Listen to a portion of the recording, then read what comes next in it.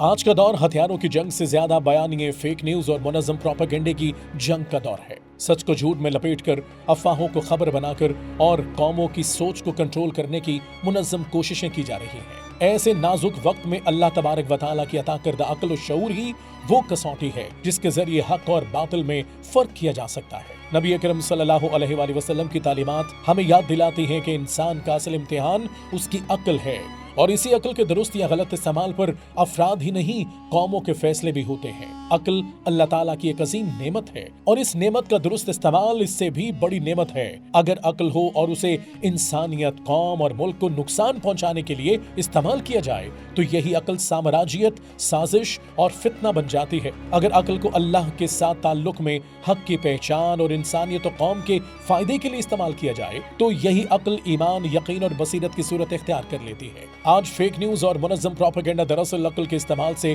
فرار کا نام ہے۔ جہاں دلیل ختم ہوتی ہے وہاں جھوٹ گھڑ لیا جاتا ہے، جہاں حقائق سامنے آ جائیں وہاں انہیں چھپا دیا جاتا ہے۔ جھوٹ کو بار بار دہرایا جاتا ہے تاکہ وہ سچ نظر آنے لگے۔ یہی وہ طریقہ ہے جس کے ذریعے کسی ملک کے خلاف نفسیاتی جنگ لڑی جاتی ہے، اداروں کو متنازع بنایا جاتا ہے اور قوم کے اعتماد کو توڑا جاتا ہے۔ جب عقل کے منافی بات کو دین، آزادی یا اصلاح کے نام پر پیش کیا جائے تو نہ وہ دین رہتی ہے اور نہ ہی قوم کی ترقی کا کوئی پروگرام۔ در حقیقت جہاں عقل کا استعمال نہیں ہوتا وہاں پروپیگنڈا راج کرتا ہے۔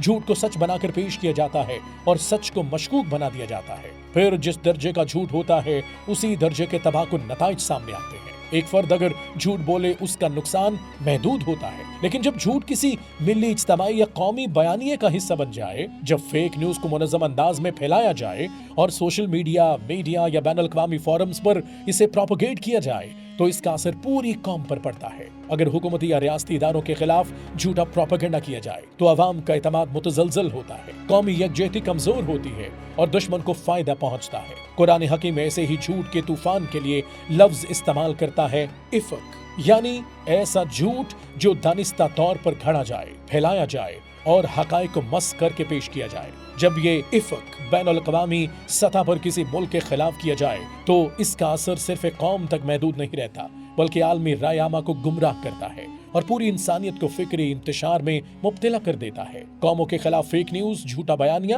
اور منظم پروپیگنڈا بھی ایک بڑا فتنہ ہے۔ جتنا بڑا جھوٹ ہوگا اتنا ہی بڑا فتنہ ہوگا اور اتنا ہی گہرا اس کا زخم ہوگا۔ اسی لیے قرآن حکیم میں بار بار عقل کے استعمال، سچائی کی تحقیق اور ہر طرح کے جھوٹ، فتنہ اور افق سے بچنے کی تلقین کرتا ہے۔ آج ضرورت اس بات کی ہے کہ امت مسلمہ جذبات، افواہوں اور فیک نیوز کی بجائے عقل، دلیل اور حقائق کی بنیاد پر فیصلے کرے، ملک کے خلاف ہونے والے پروپیگنڈے کو پہچانے، جھوٹے بیانیے کو رد کریں اور سچائی کو مضبوطی سے تھامے رکھیں، کیونکہ عقل کے بغیر ایمان کمزور اور سچ کے بغیر قومیں غیر متزلزل ہو جاتی ہیں۔